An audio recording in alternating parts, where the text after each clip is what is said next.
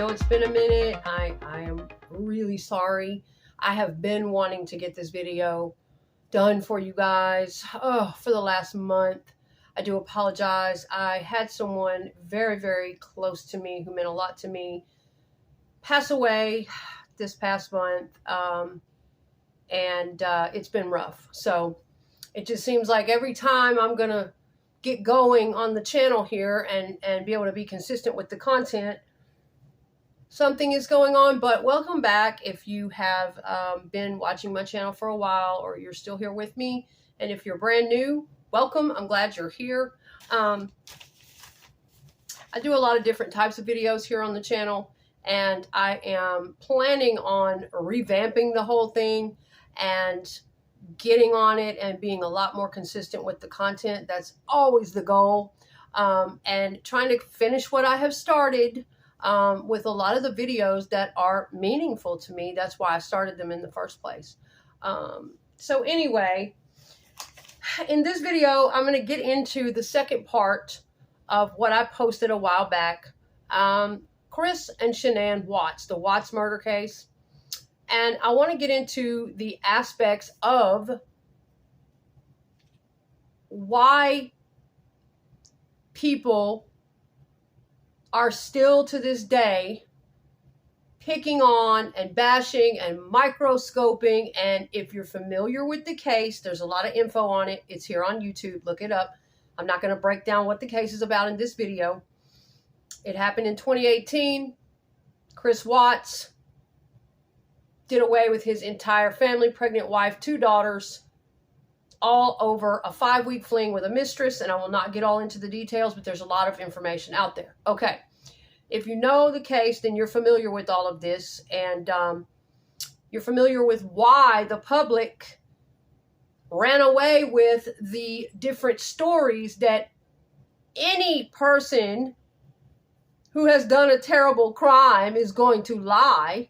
They're going to try to deflect. I mean, that's just what I don't get, and it's why I do these videos, because, you know, there's no defense for people like that, especially not the people that are the victims that are gone from this world. They can't do anything about it.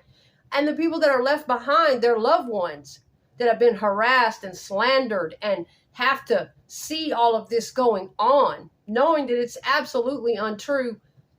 So not fair to the victims, so horrible. But those of you that are familiar with the case, you know why people ran away with the lies that came out of Chris Watts' mouth, until he finally confessed to the whole ordeal. So anyway, I want to get back into breaking this down for the people that don't seem to understand what pathological narcissism really is. Some of these people are so fixated on picking on this man's wife and how she somehow caused him to be the way he is. And she was such a narcissist, and she was such a hard worker, and so motivated, and so this and so that. And they've taken every quality about her. She wanted to have money, and she wanted to have a nice home, and she loved to cook, and she loved to clean, and, you know, she loved to dress herself and her daughters, and she loved to go on fancy vacations, and she loved to live the good life. She loved her family. And I know a lot of people who have a zest for life like that, who are not the slightest bit cruel, selfish, mean. They're actually very loving people. They just have a go-getter attitude that some other people are either jealous of, or taken aback, or frightened, or intimidated of, what have you. So anyway, I'm here for those people, basically. That's what I'm getting into it about. And because this case means something to me, it came into my life 2 years after it happened, while I was going through something. And it was very synchronistic how I ran across Shan'ann. And I will do a little short video about that, how I found her and how synchronistic it was in my time of need, when I was going through something that I was trying to figure out and place it, and what in the hell is wrong here, and I was living through something really difficult and scary and hard to deal with. And it helped me a lot running up on this case. And after studying this case and learning the ins and outs, that leads to, another study, and then that leads to another path. And I began to learn even more about covert narcissism and, studying the body language on Chris and that same attitude and body language and all of that I've seen on several people throughout my lifetime before. Okay. And so this case means a lot to me. It came to me at a time where I was so low and scared and going through hell. And, here comes this case, and I learned so much from it. And I just really felt connected to Shannan's spirit at that time. And it was almost as if I could, just the injustice in it, that this man tried to get away with that, there are people like that out here in this world, and we're going to have to deal with that as long as we're on this planet. There are going to be people like that out there that we're not going to be able to do much about, but we can educate ourselves. We can have all the awareness we can get, learn all we can, and tune in. We can tune in and we can pay attention to what's going on in our circumstances and with those around us. Okay. So, it does mean a lot to me. And,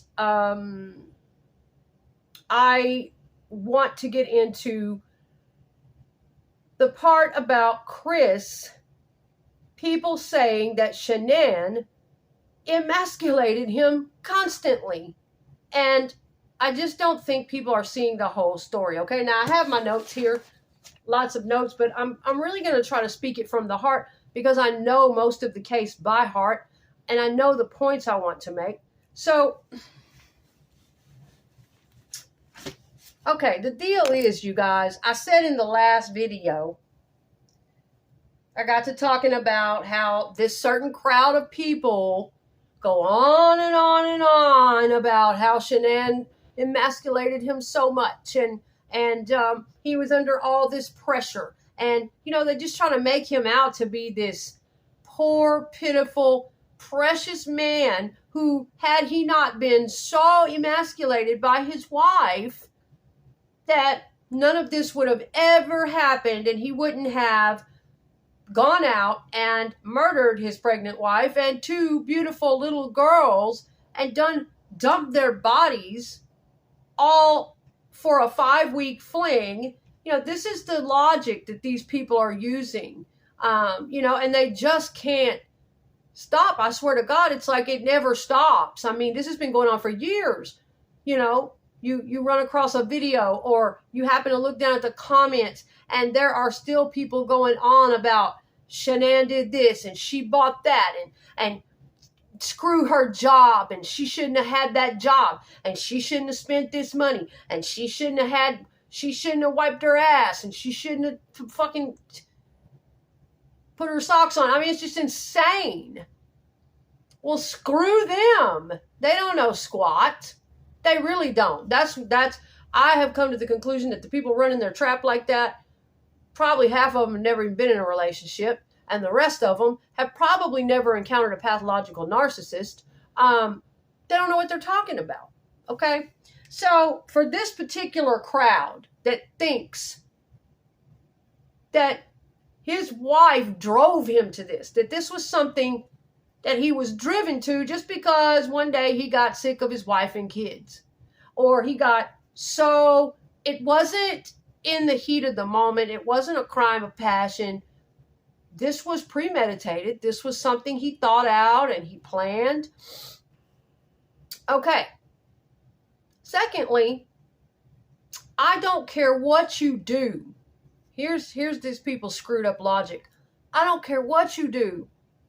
Okay, and I see it all the time, and it makes me think of Shan'ann. That's my heart. I literally feel shit like that because some of this shit has also happened to me. Not nearly as severe, oh my God, as what was going on in that case. But some of this shit has also happened to me.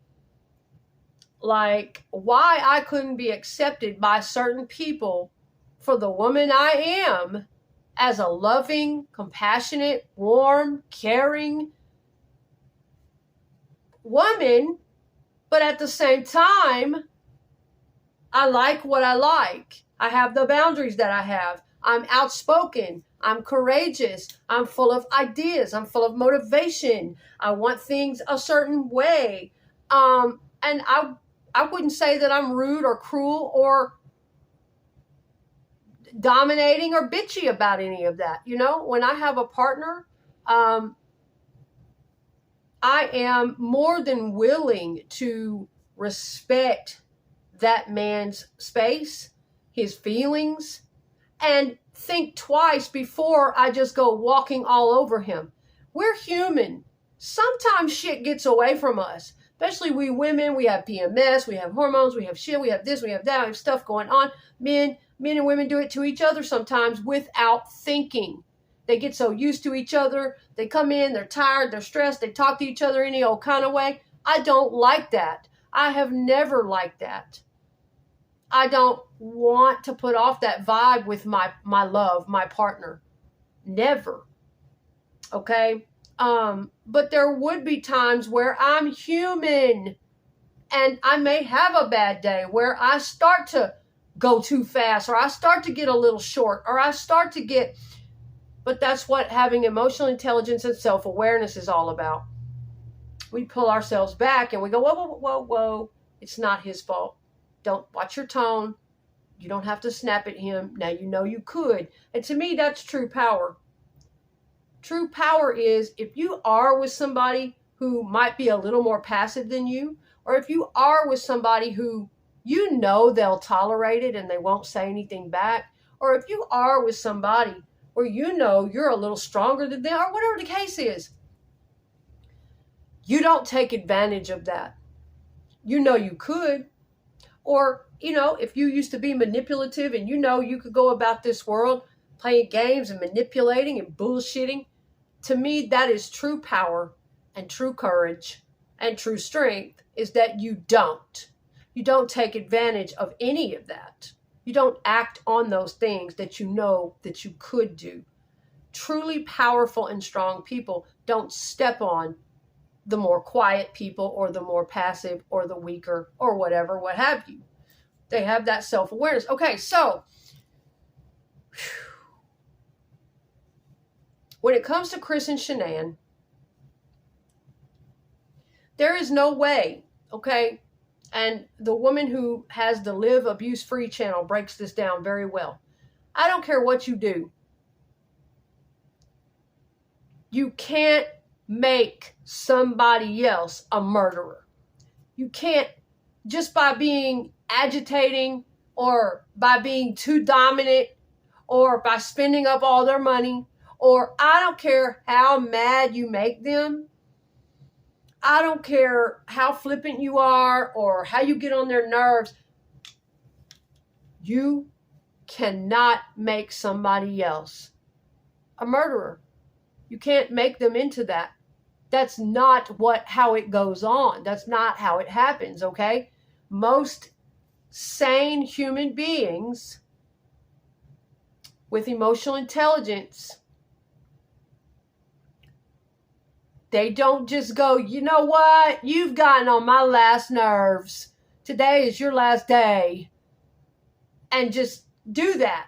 Most sane people don't do that. Chris had issues. Okay? That's just period, end of story. But you know how it is. We're not even going to worry about those people. We're not going to argue with them. I just like examining these things and exploring the different dynamics of relationships and couples. And, you know, this particular case means something to me. We're not going to worry about those people because there's a lot of people out there just spouting off at the mouth. They'll do anything for the algorithm. They'll say any old stupid ass thing that they know damn well makes no sense. And they'll just do it to be having people arguing, having people upset. They'll do it to attract people to their comment section, blah, blah, blah, blah, blah.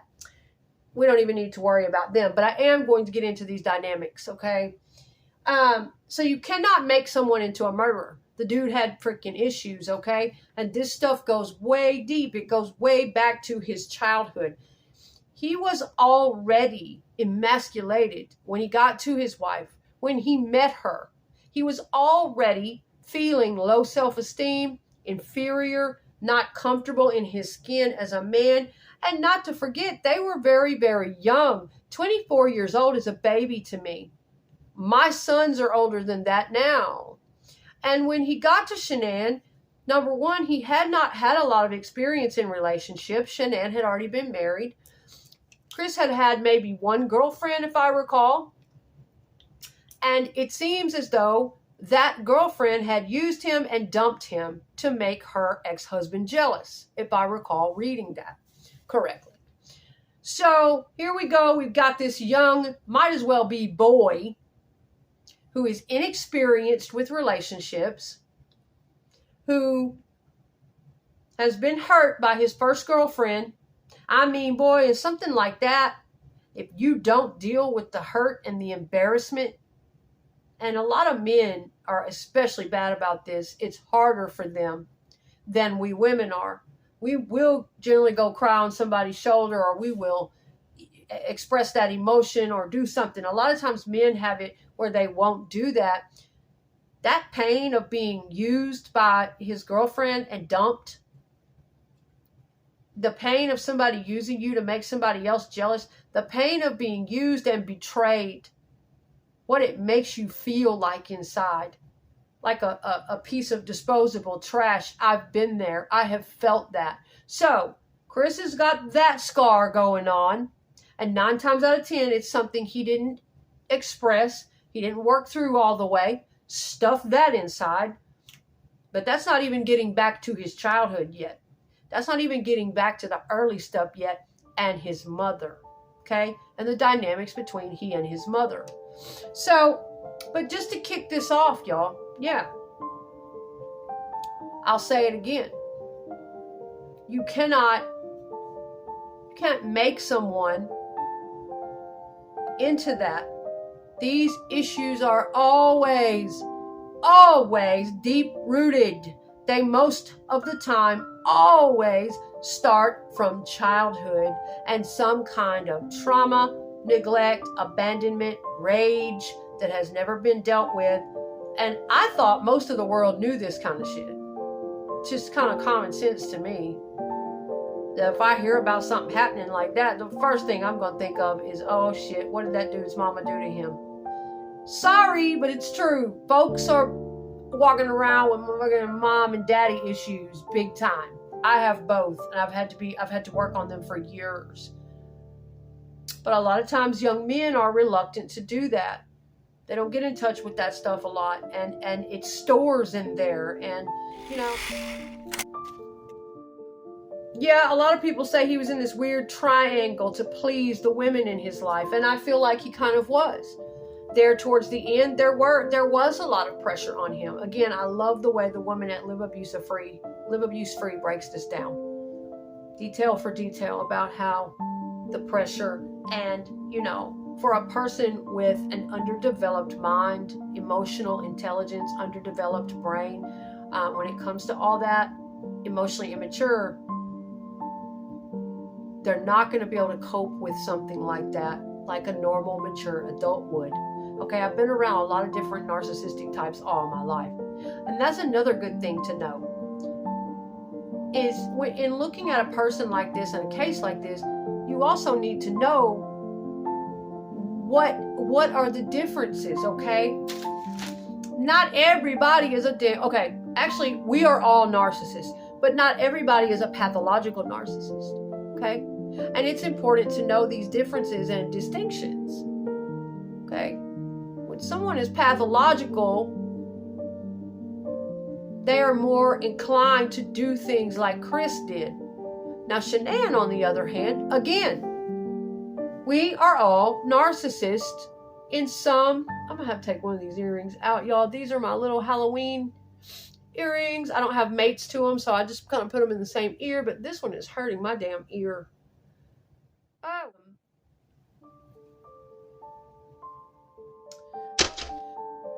before I get back on track with the emasculating and how this goes back to his childhood and who he already was when he came into her life. Still, it is good to study and understand what narcissism is, what pathological narcissism is, what healthy narcissism is. And most of the time, a lot of people are getting misjudged. People are slapping this one-size-fits-all label on people who have healthy narcissism, motivation and fun and outspoken and driven and creative and stand their ground and boundaries and, just really well-rounded people. Also empathic and loving and compassionate and all of those things, care for their family and would never do anything to hurt their family. Yeah, they might spend some money. They're human. Yeah, they might make some damn mistakes. They might buy too many damn purses or spend up their husband's money or want to go on some fancy trips or I got to get that picture. Might have OCD.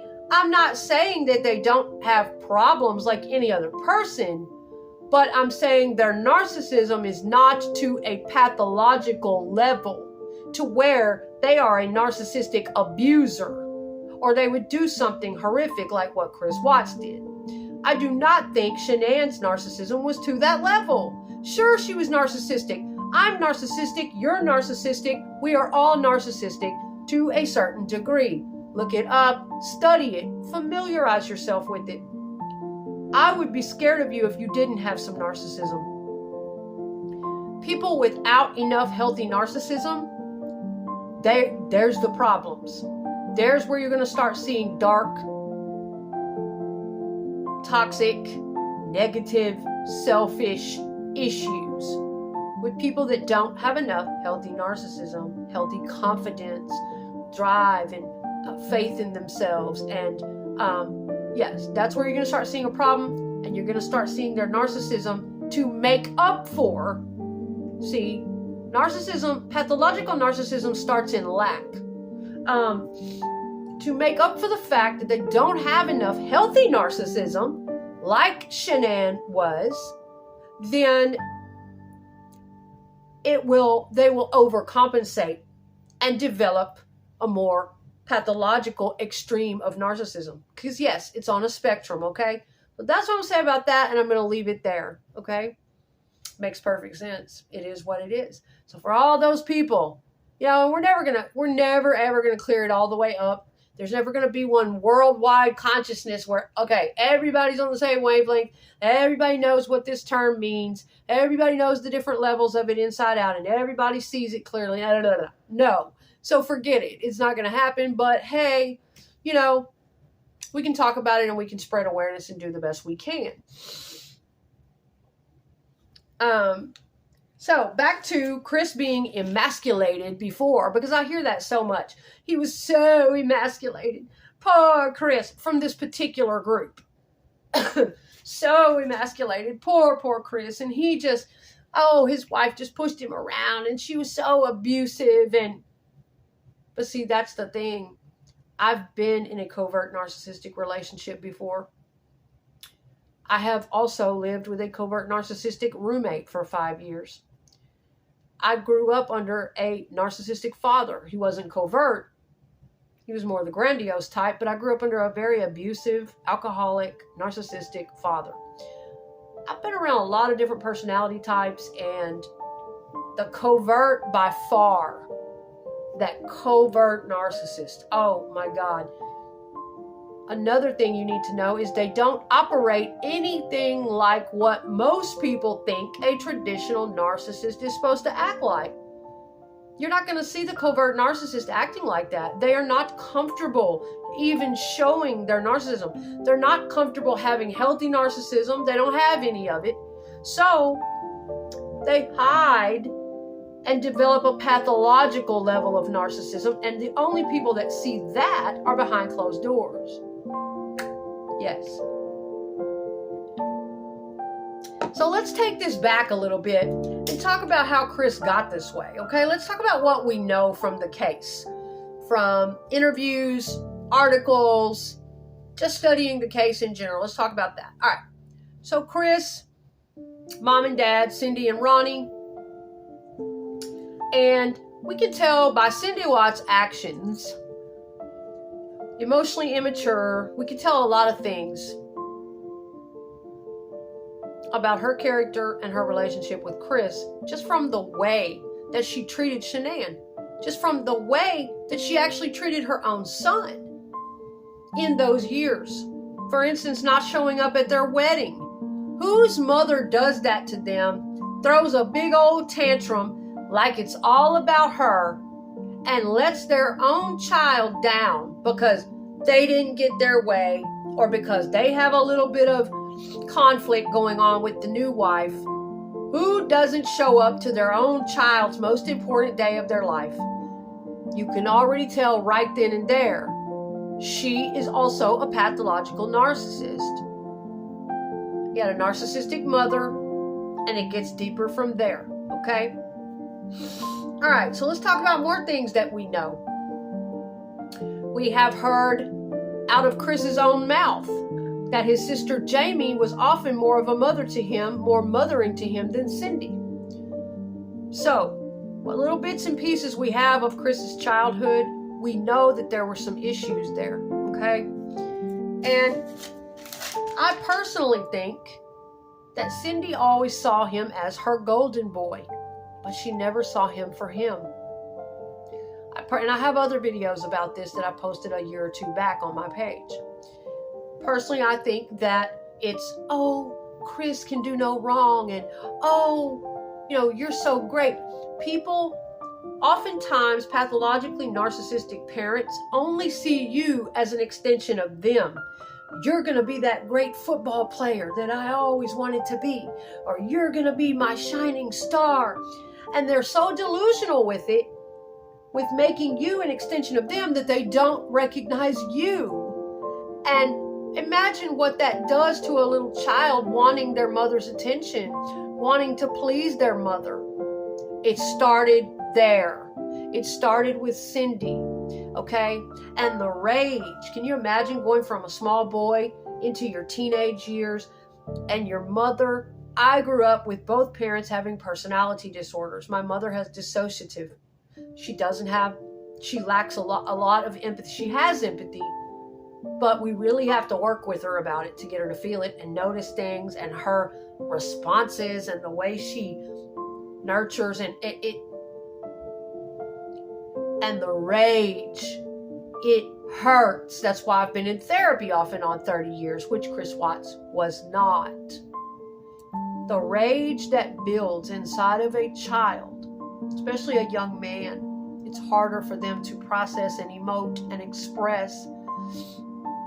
The rage that from storing and storing and storing, not being seen and noticed for who they are, but for who the mother wants them to be, and growing dependent on pleasing Cindy. That's where all that codependent shit started. Him not feeling good enough, him feeling inferior, and learning those very damaging codependent patterns of, I have to be dependent on a woman for my very self-esteem. And if she can't give it to me all the time, just like I need it, you know, that's how all this shit starts, with the pathological narcissism and the covert narcissism and the codependency. All that kind of works together. And they also begin hating themselves. This video is going to get a little bit too long. I don't know if I'll be able to process and upload it, but I may have to clip it and start back in part 3. But they also start internally self-loathing. There's nowhere else to go with those emotions. They're afraid to say something to the mother, to the parents. They're ashamed. They don't want to look weak. All that stuff gets stuffed and stored, and those patterns begin developing over the years. And the pathological narcissism develops in order to protect the child. Those defense mechanisms, that false identity to protect that wounded ego, that they aren't good enough, that mom doesn't even hear me, she doesn't see me, I am not even fucking valid, I know that feeling. I've lived it. And without proper therapy and help, it can really damage someone's mind. So, I feel that this is where most of this started with Chris Watts and his feelings of inferiority and low self-esteem and rage being stuffed and stuffed and stuffed and stuffed, starting with Cindy back in his childhood and then over the years of his adult life, continuing to disrespect his choice in a marriage partner. There was this toxic relationship between he and his mom. At 24, 25 years of age, you shouldn't be too worried about, I gotta please mom, I gotta please mom. I wouldn't have been myself that emotionally tied to my parents. I would be trying to get on with my partner and put them first. It's just the way it is, you know, when you're emotionally mature. But there were some strange dynamics there, okay? So, yeah, for all these people talking about Shan'ann and emasculated him, no, honeys. No, honeys.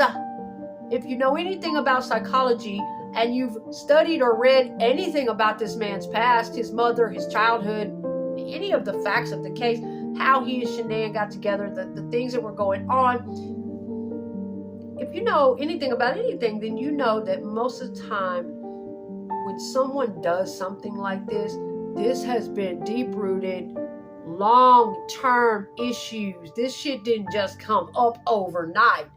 And a lot of people, you're right, guys. A lot of them are right. It's hard for we humans to even wrap our mind around. How could you do this? How could somebody, I know it really stretches our mind to think of how someone could just. And I think a lot of these people are like, oh my God, you know, just so quick to blame. Well, she must have, and it's the only logic they can come up with. Well, she must have this and she must have that. And no, look deeper. Study the psychology of it more. Okay? There's a lot of injustice going on there. A lot of unfair accusations and viewpoints that people just don't know what goes on behind the scenes with these covert narcs. Okay? But basically, that's where things start. And then as it progressed, I'm going to have to clip this video, but I wanted to make sure that I got this started again because I promised in part 1 I would finish up in part 2 and get this stuff up for you guys. And I'm going to have to make a part 3. I just wanted to make sure I got some stuff up for y'all. But I think this is good information for people to know. And then as time went on and he started to contact and hit on Shan'ann, I'm going to start there in part 3. How he acted, how he pushed in on her at really not a good time in her life, and exactly what goes down with a covert, codependent narcissist like that. Pathological narcissist. I always want to make the distinction between the two for you guys, okay? I try to reinforce that because I want people to think about it. Pathological narcissist, big difference than a healthy narcissist, okay? Someone who is within the bounds of their healthy narcissism, which I believe Shan'ann was. All right, I've got more notes. I've got some other stuff. We're going to get deeply into this particular topic, and we're going to start back in part 3 with the beginning of Chris and Shan'ann dating and how he came on to her and what his tactics were and how this goes with a covert narcissist, because I've had exactly the same experience. The whole bait and switch and the whole how their mind works and what they're really attaching to you with. All is not what it seems with them, okay? So for those people in the Shan'ann bashing crew that are also like, how could somebody just be married 8 years and then all of a sudden he just doesn't love them anymore and just wants to get rid of them? It's because it's not all of a sudden. It's because he was never. A covert narcissist is never all the way connected to you. Now, don't get me wrong. I've got so many different types of people in my life, my family, personality disorders, mental illnesses. I've had some best friends that were high pathological narcissists. I've had some friends that were covert narcissists. But I know when and where and how much I can deal with them, okay? All right, look, guys, the video is about to clip. I will see you guys in part 3. Join me there.